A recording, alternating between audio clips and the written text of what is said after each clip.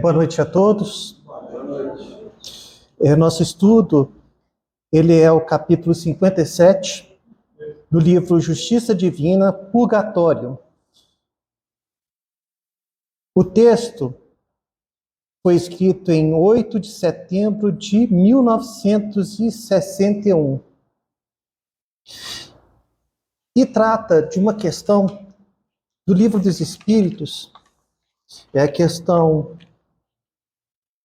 1012, na primeira edição do Livro dos Espíritos, e na edição posterior, o 1013, que pergunta: que se deve entender por purgatório, segundo o Espiritismo, segundo os bons espíritos, que vieram esclarecer e consolar a humanidade? Resposta: dores físicas e morais, o tempo da expiação, quase sempre na terra, é que fazeis o vosso purgatório, e que Deus vos obriga a expiar as vossas faltas. O que o ser humano chama purgatório é igualmente uma alegoria, devendo-se entender como tal, não um lugar determinado, porém o estado dos espíritos imperfeitos que se acham em expiação até alcançarem a purificação completa, que os elevará, assim, à categoria dos espíritos bem-aventurados.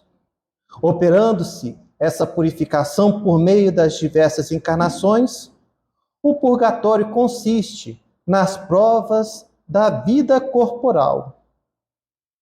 Bom, temos aqui a ideia trazida sobre o purgatório, e ela é complementada no livro Céu e Inferno, que fala na sua primeira parte, no capítulo 5º, sobre o purgatório, nos itens 4, 8 e 9. Vamos ler algumas partes deles. O item 8, sobre o purgatório em si. O Espiritismo não nega, pois antes confirma a penalidade futura. O que ele destrói é o inferno localizado com suas fornalhas e penas irremissíveis. Não nega, outro sim, o purgatório, pois prova que nele nos achamos. E definindo-o precisamente e explicando a causa das misérias terrestres, conduz à crença àqueles mesmos que o negam. Vamos dar uma paradinha, que depois ele fala um pouco sobre as preces para os mortos, que é sempre bem-vinda, acalentando, harmonizando os corações aflitos em consciências de pesados débitos. Podemos ler no final. E vamos no item 9, que complementa essa ideia do purgatório. Seja qual for a duração do castigo, na vida espiritual ou na terra, onde quer que se verifique, tem sempre um termo, próximo ou remoto. Na realidade, não há para o espírito mais que duas alternativas a saber: punição temporária e proporcional à culpa, e recompensa graduada segundo o mérito. Repele o Espiritismo a terceira alternativa, que é a da eterna condenação. E fala um pouquinho da questão anterior, na primeira edição do Livro dos Espíritos, a 1011, e na edição que nos chega a 1012. O inferno reduz-se à figura simbólica dos maiores sofrimentos, cujo termo é desconhecido. O purgatório, sim, é a realidade. A palavra purgatório sugere a ideia de um lugar circunscrito. Eis porque mais naturalmente se aplica à terra do que ao espaço infinito, onde erram os espíritos sofredores. E tanto mais quanto a natureza da expiação terrena tem os caracteres da verdadeira expiação. Melhorados os seres humanos, não fornecerão ao mundo invisível senão bons espíritos, e estes, encarnando-se por sua vez, só fornecerão à humanidade corporal elementos aperfeiçoados. A terra, então, deixará de ser um mundo expiatório e os seres humanos não sofrerão mais as misérias decorrentes das suas imperfeições. Aliás, por essa transformação que neste momento se opera, a Terra se elevará na hierarquia dos mundos. Falei um pouco sobre a questão 1011, da primeira edição, e da 1012. Ele fala sobre o céu e o inferno, que foi trazido em estudos anteriores. Vamos falar um pouquinho sobre ele. Haverá no universo lugares circunscritos para as penas e gozos dos espíritos, segundo seus merecimentos? Já respondemos a estas perguntas, a essa pergunta. As penas e os gozos são inerentes ao grau de perfeição dos espíritos. Cada um tira de si mesmo o princípio de sua felicidade ou de sua desgraça. E como eles estão por toda parte, nenhum lugar circunscrito ou fechado existe especialmente destinado a uma ou outra coisa. Quanto aos encarnados, esses são mais ou menos felizes ou desgraçados, conforme é mais ou menos adiantado o mundo em que habitam. E agora fala do céu e inferno, no caso aqui o inferno e o paraíso, que é a 1012A. Então, um prolongamento, uma continuidade da questão, da pergunta trazida por Kardec. De acordo, então, com o que vindes a de dizer, o inferno e o paraíso não existem, tais como o ser humano os imagina? E a resposta: são simples alegorias. Por toda a parte há espíritos ditosos e inditosos. Entretanto, conforme também já dissemos, os espíritos de uma mesma ordem se reúnem por simpatia, mas podem reunir-se onde queiram, quando são perfeitos. A localização absoluta das regiões das penas e das recompensas só na imaginação do ser humano existe. Provém da sua tendência a materializar e circunscrever as coisas cuja essência infinita não lhes é possível compreender no momento. Bom, temos uma outra parte aqui, que é a questão 1019, que complementa sobre essa destinação a que todos podemos participar. Vem da pergunta 1019 do Livro dos Espíritos. Poderá jamais implantar-se na Terra o reinado do bem? Essa aqui é uma mensagem de São Luís. O bem reinará na Terra quando entre os espíritos que a vêm habitar, os bons predominarem, porque então farão que aí reine o amor e a justiça, fonte do bem e da felicidade.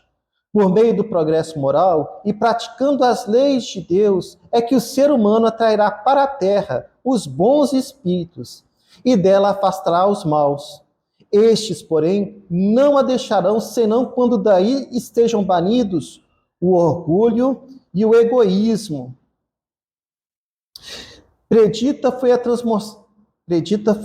a transformação da humanidade, e vos avizinhais do momento em que se dará, momento cuja chegada apressam todos os seres humanos que auxiliam o progresso. Essa transformação se verificará por meio da encarnação de espíritos melhores, que constituirão na Terra uma geração nova. Então, os espíritos dos maus, que a morte vai cefando dia a dia, e todos os que tentem deter a marcha das coisas, serão daí excluídos, pois que viriam a estar deslocados entre os seres humanos de bem, cuja felicidade perturbariam. Estes irão para mundos novos, menos adiantados, desempenhar missões penosas, trabalhando pelo seu próprio adiantamento, ao mesmo tempo que trabalharão pelo de seus irmãos ainda mais atrasados. Neste banimento de espíritos da terra transformada, não percebeis a sublime alegoria do paraíso perdido? E na vinda do ser humano para a terra, em semelhantes condições, trazendo em si o germe de suas paixões e os vestígios de sua inferioridade primitiva, não descobris a não menos sublime alegoria do pecado original? Considerando desse ponto de vista, aí fala um pouco desse pecado original. Considerando deste ponto de vista, o pecado original se prende à natureza ainda imperfeita do ser humano, que, assim, só é responsável por si mesmo, pelas suas próprias faltas, e não pelas de seus pais. Todos vós, seres humanos de fé e de boa vontade, trabalhai, portanto, com ânimo e zelo na grande obra da regeneração que estamos agora, que colhereis pelo cêntuplo o grão que houverdes semeado. Ai dos que fecham os olhos à luz, preparam para si mesmos longos séculos de trevas e decepções. Ai dos que fazem dos bens deste mundo a fonte de todas as suas alegrias. Terão que sofrer privações muito mais numerosas do que os gozos de que desfrutaram. Ai, sobretudo, dos egoístas, não acharão quem os ajude a carregar o fardo de suas misérias. Pois bem, temos aqui não só o purgatório na imagem dos encarnados a burilhar e a provar que sabem amar fraternalmente, praticar a caridade moral, mas também a ideia consciencial do paraíso, do céu e inferno, das suas próprias obras, das suas próprias escolhas. Então, podemos ler aqui o item 4 do céu e inferno, que vai complementar essa ideia. Em cada existência, uma ocasião se depara a alma para dar um passo avante. De sua vontade depende a maior ou menor extensão desse passo, franquear muitos degraus ou ficar no mesmo ponto. Nesse último caso, e porque cedo ou tarde se impõe sempre o pagamento de suas dívidas, terá de recomeçar a nova existência, em condições ainda mais penosas, porque a alma nódoa não apagada, ajunta outra nódoa. Porque a uma nódoa não apagada ajunta outra nódoa. É, pois, nas sucessivas encarnações que a alma se despoja das suas imperfeições, que se purga, em uma palavra, até que esteja bastante pura para deixar os mundos de expiação pelos mundos felizes.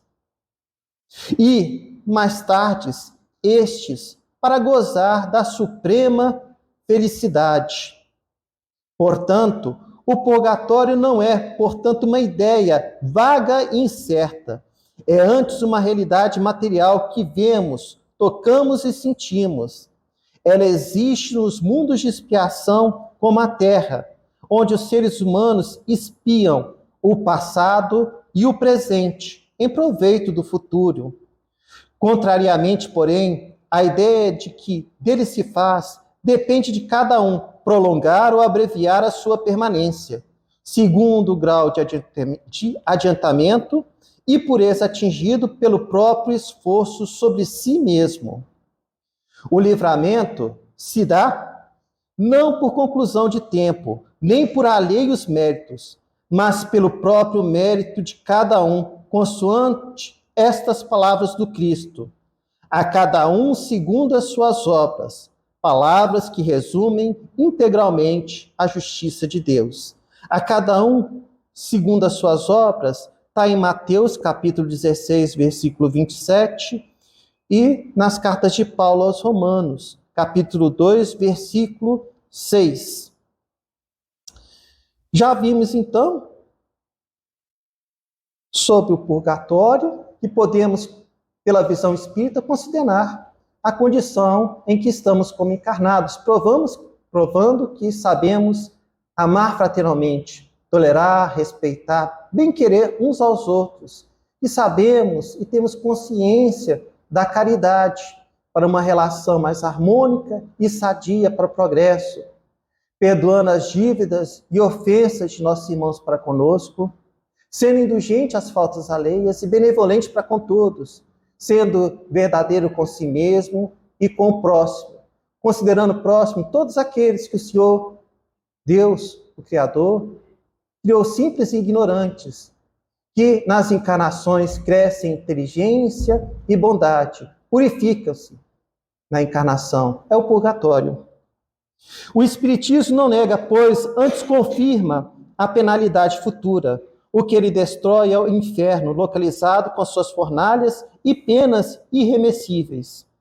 É essa a ideia que o Espiritismo nos traz. Bom, vamos ao texto então, faltam 10 minutinhos. O texto original, trazido no livro Justiça Divina.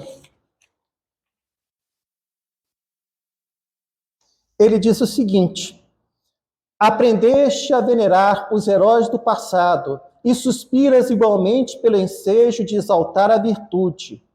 Na senda cristã, rememoras o tempo glorioso dos mártires, invejando-lhes o destino. De outras vezes, sonhas chegar ao plano espiritual por sublime aparição de brandura, asserenando as almas impenitentes. Em muitas ocasiões, no limiar do repouso físico, pede admissão aos serviços dos benfeitores desencarnados, diligenciando o próprio adestramento em obras de instrução e consolo. Entretanto, quase nunca te lembras de que te encontras no mundo, assim como quem vive temporariamente no purgatório. Não precisas entregar a própria carne aos dentes das feras para demonstrares fé em Deus, e nem te desvencilhar do corpo tenso, a fim de exerceres os místeres da caridade. O amor infinito expressa-se em toda parte, e a terra em que respiras movimenta-se a pleno céu. Embora na parcela de luta que o passado te atribui ao presente, reflete no ideal de servir, e surpreenderás o divino momento de auxiliar, seja onde seja. Tens na própria casa os pais sofredores, os filhos inquietos, os irmãos menos felizes e os parentes agoniados. Identificas no trabalho chefes irritadiços, subalternos amargos, clientela exigente e colegas enigmas. No campo social, relacionas amigos problemas, adversários gratuitos, companheiros frágeis e observadores intransigentes. E tanto nos becos mais simples, quanto nas mais largas avenidas, segue ao lado de corações que a sombra enredou na teia das grandes provas. Todos, sem exceção, esperam de ti a migalha de amor e a esmola de paciência.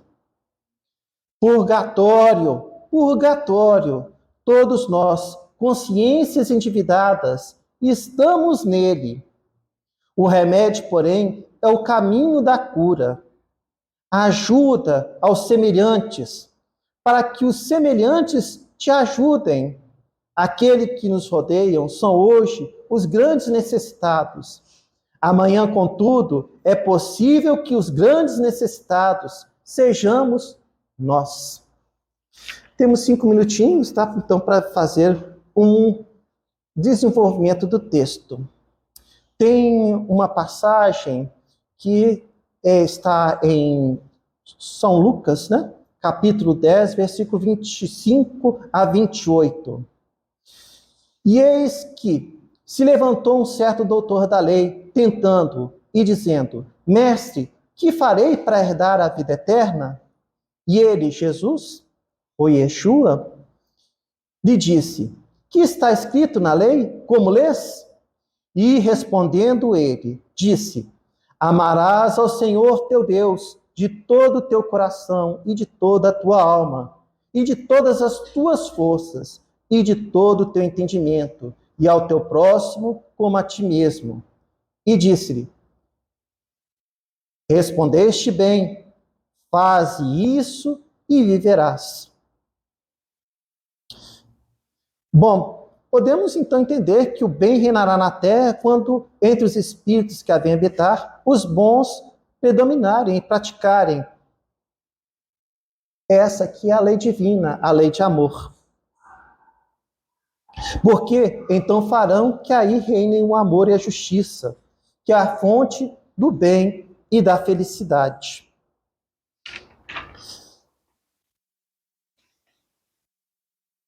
Esse reino de Deus, segundo nos ensina Jesus, está em nós mesmos. Podemos ver na passagem de Lucas, capítulo 17, versículo 21. E interrogado pelos fariseus sobre quando havia de vir o reino de Deus, respondeu-lhes e disse: o reino de Deus não vem com aparência exterior, nem dirão, ei-lo aqui ou ei-lo ali, porque eis que o reino de Deus está entre vós. É o estado da nossa consciência, de acordo com as nossas escolhas, da lei de amor. Se na prova da vida sabemos exemplificar na tolerância, no respeito, no bem-querer um com o outro, aqui trazido pela paciência, sabemos perdoar as dívidas e ofensas de nossos irmãos mais próximos dentro do lar, que é no lar em que chega aqueles que têm mais compromissos ou que estão mais afinizados com o nosso momento. Que sabemos ser indulgentes às faltas alheias, compreendendo nas encarnações que cada um está em um estado de maturidade, mas sempre com a disposição, se houver receptividade, de esclarecer e orientar na correção. Segundo, o amadurecimento que nós mesmos temos, conhecimento que temos da lei de amor. E benevolência para com todos, pelos olhos de Deus. E Jesus lhe disse: ninguém que lança a mão do arado e olha para trás é apto para o reino de Deus. Lucas capítulo 9, versículo 62. O egoísmo e o orgulho exacerbado é olhar para trás. Da nosso primitivismo ainda a caminho da humanidade, em que a preservação do nosso espaço era prioridade. Primeiro, agora na humanidade, é compartilhar, é sermos fraternos, é respeitar, é bem querer um ao outro, que é o passo da regeneração. Na verdade te digo que aquele que não nascer da água e do Espírito não pode entrar no reino de Deus. Está em João capítulo 3, versículo 5, da necessidade da encarnação para esse burilamento, para que possamos participar, provando junto àqueles que conosco estão, que realmente sabemos amar fraternalmente, a bem querer uns aos outros. Nas fantasias e quimeras, utopias, temos buscado uma felicidade ilusória e um céu inexistente, pois o céu de que nos fala o Evangelho é o campo de ação contínua na conquista do bem maior. O Espiritismo nos ensina que a vida se espraia exuberante em todos os domínios universais, e cada espírito estaciona em um grau evolutivo até que se dispõe a elevar-se pelo seu próprio esforço. Só atingiremos a verdadeira felicidade, portanto, exemplificando a bondade, compreensão e simpatia para com todos, procurando servir alegremente ao próximo, mas com entendimento. Bom, eu fiquei devendo uma partezinha aqui sobre as preces. As preces são bem-vindas para a harmonização daqueles que estão em desequilíbrio, em dor e sofrimento. Traz esperança, conforto, fortalece as boas atitudes. Repele as preces pelos mortos. Ao contrário, visto que os espíritos sofredores as solicitam, eleva-as a um dever de caridade e demonstra a sua eficácia para os conduzir ao bem e, por esse meio, abreviar-lhes os tormentos. Falando da inteligência, tem levado a fé a muito incrédulo, incutindo a prece no ânimo dos que a escarneciam. O que o Espiritismo afirma é que o valor da prece está no pensamento, e não nas palavras, que as melhores preces são as do coração e não dos lábios. E, finalmente, as que cada qual murmura de si mesmo, e não as que se mandam dizer por dinheiro. Quem, pois, ousaria censurá-lo? Isso aqui está no item 8, que vem do céu e inferno, da primeira parte, capítulo 5 do Purgatório, a parte em que não fiz leitura. Agradecemos aqui pelas palavras e pelas previsões de que, pelas nossas ações, poderemos alçar uma condição mais feliz. E essa felicidade atrairá outros que conosco sintonizarem. Retorno ao Delano para finalização. Muito obrigado a todos.